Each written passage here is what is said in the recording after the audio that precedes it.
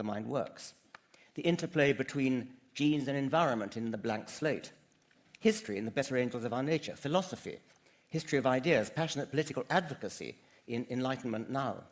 In the sense of style, he even passes on tips and tricks of what makes him such a marvelous writer. And today we have Rationality. I've read it 3 times and learned something new with each reading, and I strongly recommend it. But then I strongly recommend all his books. It seems unfair to single out the latest one. If there's any one book that you haven't yet read, just do it. I'd like to add he's a man of intellectual courage. When Larry Summers, the then president of Harvard, was threatened with a no-confidence vote because he'd given a lecture which countenanced the possibility of discussing an unfashionable idea, Steve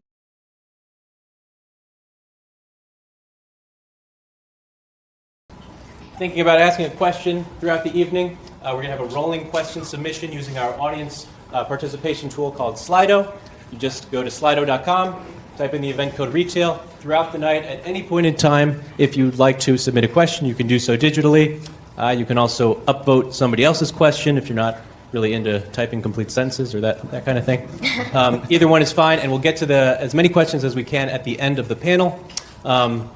So that's available all throughout the evening. Now I want to bring up our moderator for this evening, Vanessa Quirk, the editorial manager here, who I have to say has really done a tremendous job bringing this whole program together and really helping to guide the street life after retail exploration that we did at Sidewalk. If you haven't checked out the blog post, by the way, you should do that at some point as well. So take it away, Vanessa. Oh, I have a laugh. You have a laugh.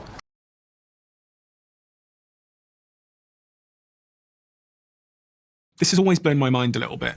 53% of you that listen to the show regularly haven't yet subscribed to the show. So could I ask you for a favor before we start? If you like the show and you like what we do here and you want to support us, the free, simple way that you can do just that is by hitting the subscribe button.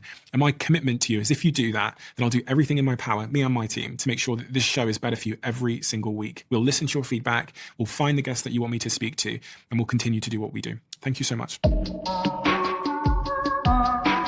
Jimmy, we've really just only met, and you are already, to me, a bit of a Rubik's Cube.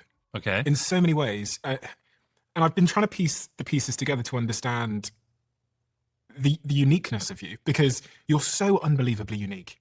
We just drove over here in the car, and hearing you speak about the way that you view life and speaking to you yesterday on the phone, I've interviewed hundreds and hundreds of people, and I've never, ever met someone who has the perspective on.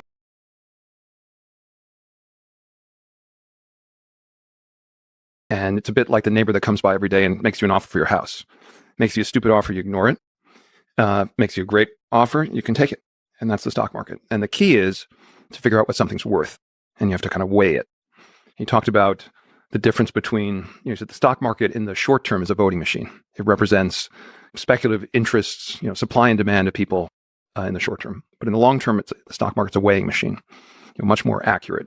It's going to tell you what something's worth. And so if you can divine what something's worth, then you can really take advantage of the market because it's really here to help you. And that's kind of the message of the book.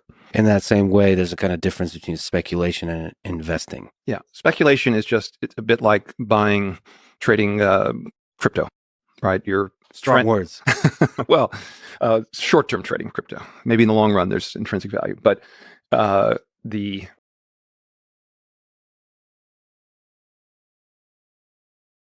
This story's kind of crazy. I think you guys are in for a little bit of a treat. So here's the exclusive, is that obviously it was a coordinated attack. Obviously, he's in cahoots with the Chinese media. When you open your phone and you're on the front page of fucking everything for a joke. Whatever you do, do not apologize.